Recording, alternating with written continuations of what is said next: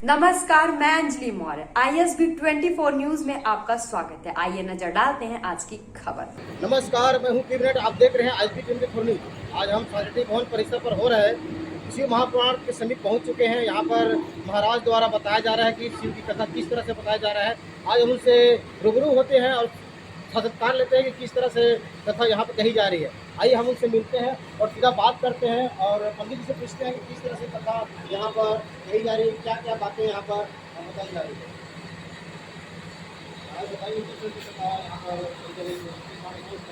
ये कार्यक्रम मानव मात्र के कल्याण का आयोजन है।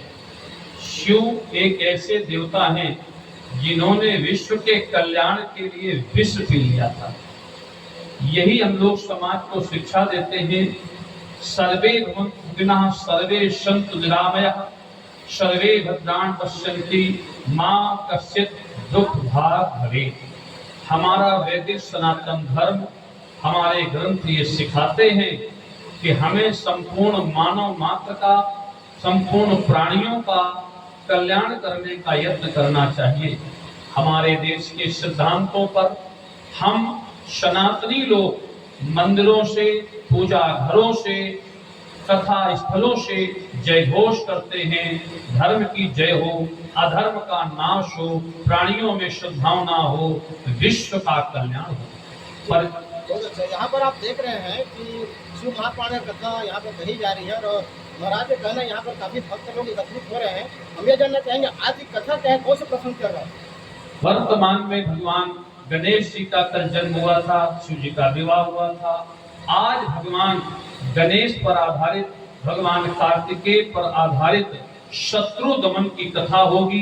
क्योंकि जब जब इस समाज में अत्याचार अधर्म बढ़ता है, तब तक सनातन धर्म में भगवान का अवतार होता है। जब जब होज धर्म की हानि, बाढ़ी असुर अधम अभिमानी, तब तब धरि प्रभु विविध शरीरा, हरहि कृपानिधि सज्जन पीड़ा। आज हम समाज को यही समझाना चाहते हैं कि जब जब अधर्म बढ़ता है, तब तब भगवान का अवतार होता है, अधर्मियों का अंत करते हैं और धर्म की भगवान स्थापना करते हैं। सर, मैं थोड़ा सा चर्चा करना चाहूँगा, आपका परिचय जानना चाहूँगा। कब से इस तरह से आध्यात्मिक में जुड़े हुए हैं, किस तरह से कहाँ से कहाँ तक कथा कर रहे हैं। संपूर्ण हिंदी भाषी राज्यों में मैं कथा देता हूँ। मध्य प्रदेश, छत्तीसगढ़, गुजरात, राजस्थान, दिल्ली, पंजाब, हरियाणा, बिहार, झारखंड तक मेरे इस रास्ते पर चलते हुए आज 26 वर्ष पूरे हो गए हैं। इसके पूर्व में जगत गुरु शंकराचार्य परंपरा पर काशी ज्योतिर्पीठ का उत्तराधिकारी था, परंतु आवश्यकता राष्ट्र को थी तो अखाड़ा परिषद ने निर्णय लिया और जूना अखाड़े ने मुझे अपना महामंडलेश्वर बना करके राष्ट्र के लिए आध्यात्मिक प्रचार करने के लिए मुझे स्थापित किया। मेरा पट्टाभिषेक किया। पूज्य आचार्य अवधेशानंद जी गिरि जी ने अपने कर कमलों द्वारा तिलक करके जूना अखाड़े का महामंडलेश्वर बनाया।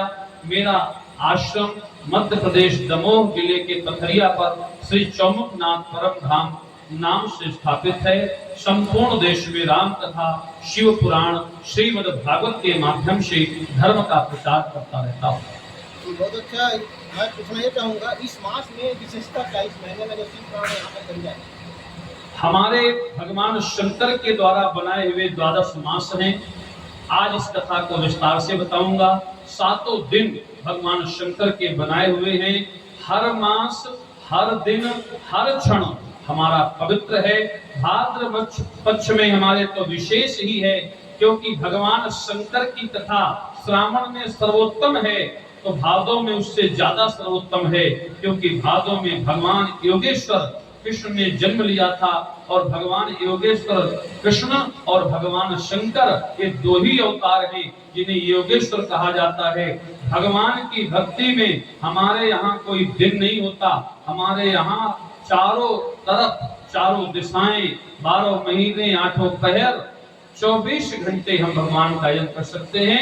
हमारे यहाँ ऐसा कोई सिद्धांत नहीं है कि इस दिन पूजा नहीं होती, उस दिन पाठ नहीं होता। हमारे यहाँ 12 महीने 8 पहर पूजन होता है। बात पक्ष में भगवान कृष्ण की भक्ति का विशेष महत्व है।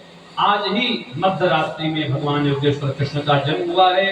शंकर कृष्ण अलग नहीं है, राम और शंकर अलग नहीं है, ये सब एक है। योग माया है, अपने अपने कार्यों को करने के लिए नाना प्रकार के वेश धारण करते हैं।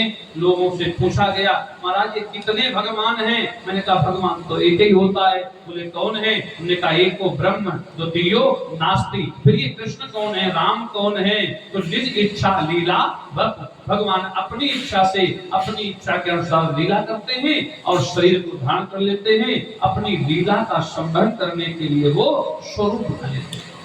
तबतपुर नगर में या महाशिव पुराण कही जा रही है, इस नगर के लिए आप मुख्य संदेश क्या देते हैं?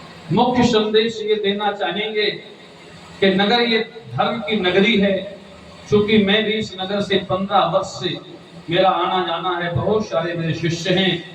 इस नगर की सबसे पहली विशेषता ये है कि यहाँ के लोग, समस्त सनातनी लोग 100% धार्मिक हैं। और मैं सबसे यही चाहूंगा कि आगे भी इसी प्रकार की धारणा भावना बनी रहे और अधर्मियों के कुचक्र को नष्ट करने के लिए हम सब सनातनी प्रयत्न करते रहें। क्योंकि कहीं ऐसा ना हो जाए कि हम केवल धर्म के साथ लगे रहें और धर्मी अपना सिद्धांत बदल करके हमें धोखा दे दें। हम तो कहते हैं शास्त्र पढ़िए और घर में शस्त्र रखिए, ताकि कोई विडंबना आ जाए तो शास्त्र हमें मोक्ष देगा और शस्त्र हमें शक्ति और संबल देगा।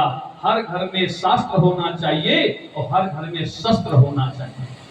जी, आप देख रहे हैं IB 24 न्यूज और इस तरह से यहाँ पर शिव महापुराण कथा कही जा रही है। आप बने रहिए मेरे साथ। नमस्कार।